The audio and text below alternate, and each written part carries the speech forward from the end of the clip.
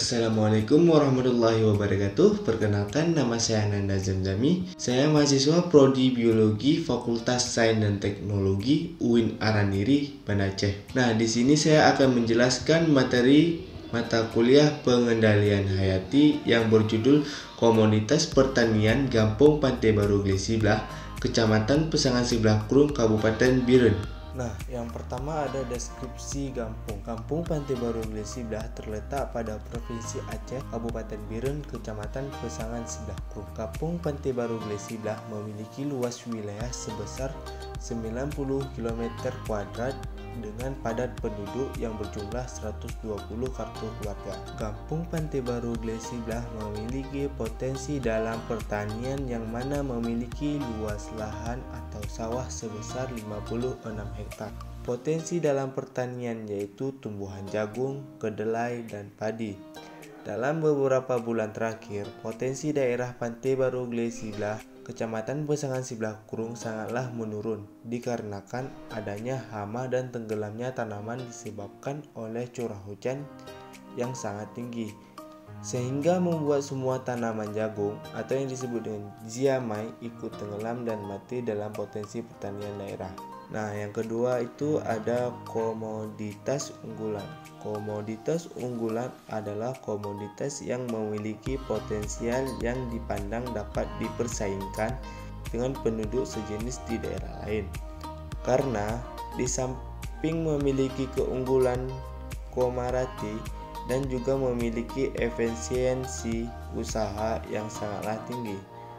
Komoditas terbagi atas 4 bagian. Yang pertama ada komoditas prima.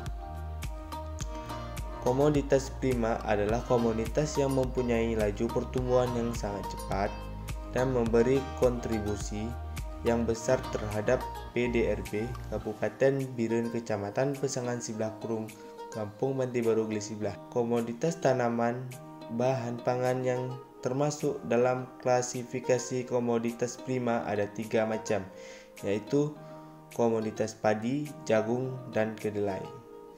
Ketiga jenis komoditas ini dikatakan komoditas prima karena pertumbuhan komoditasnya sangatlah cepat dan mempunyai kontribusi yang besar. Yang kedua ada komoditas potensial. Komoditas potensial adalah komoditas tanaman bahan makanan yang mempunyai ciri itu memiliki tingkat laju pertumbuhan yang sangat lambat. Besarnya nilai kontribusi komoditas kacang hijau dan pisang ini tidak didukung dengan laju pertumbuhan yang sangat cepat. Komoditas kacang hijau dan pisang memiliki laju pertumbuhan yang sangat lambat, yaitu 21,94% dan 4,78%. Yang ketiga ada komoditas berkembang. Komoditas berkembang adalah komoditas yang mempunyai laju pertumbuhan yang cepat, tapi kontribusi yang diberikan sangatlah kecil. Komoditas ini termasuk dalam komoditas berkembang karena mempunyai pertumbuhan komoditas cepat, tapi di sisi lain kontribusinya kecil. Sebagai komoditas berkembang, maka komoditas tersebut bisa dikatakan mampu bersaing dengan komoditas yang lain karena didukung oleh pertumbuhan yang cepat. Yang keempat ada komoditas terbelakang. Komoditas terbelakang tersebut komoditas yang mempunyai laju pertumbuhan yang lambat dan memberi kontribusi yang kecil. Untuk komoditas pepaya, melon, rambutan, durian, jeruk, dan belimbing termasuk dalam klasifikasi komoditas terbelakang karena semua jenis komoditas ini mempunyai pertumbuhan komoditas yang lambat dan kontribusi pun juga sangat kecil. Nah, yang ketiga ada kendala dan hama yang menyerang komoditas. Hama tanaman jagung meliputi hama ulat tanah, belalang, kumbang bubuk, lalat bibit, pengerek batang, serta kutu daun. Hama ini berpotensi menggagalkan panen jika tidak dapat dikendalikan. Sebagai petani, pengamatan maupun pemahaman mengenai masing-masing hama perlu dipelajari agar selama proses budidaya jagung dapat mengendalikan serangga hama sehingga hasil produksi jagung meningkat. Yang keempat, Solusi petani dalam mengatasi hama pada tanaman. Solusi petani yang ditawarkan untuk mengatasi aspek atau masalah produktivitas pada tanaman yaitu menerapkan beberapa teknologi pengendalian hama dan penyakit dengan pengendalian hama terpadu, efektif dan efisien yang bersifat spesifik lokasi.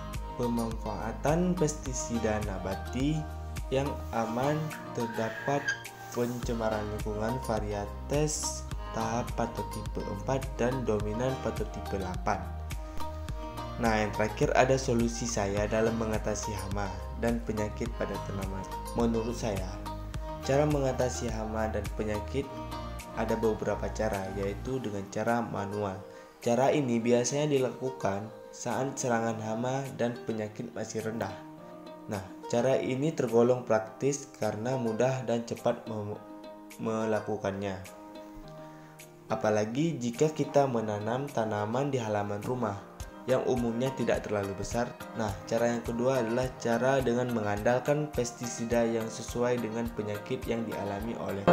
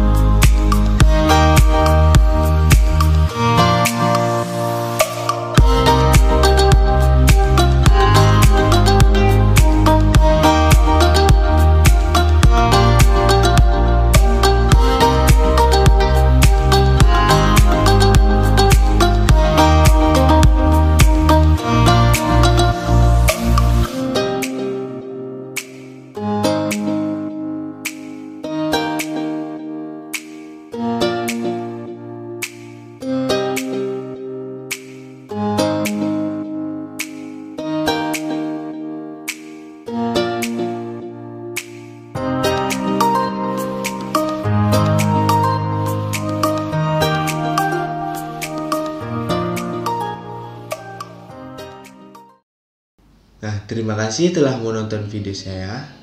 Jangan lupa like, komen, dan subscribe.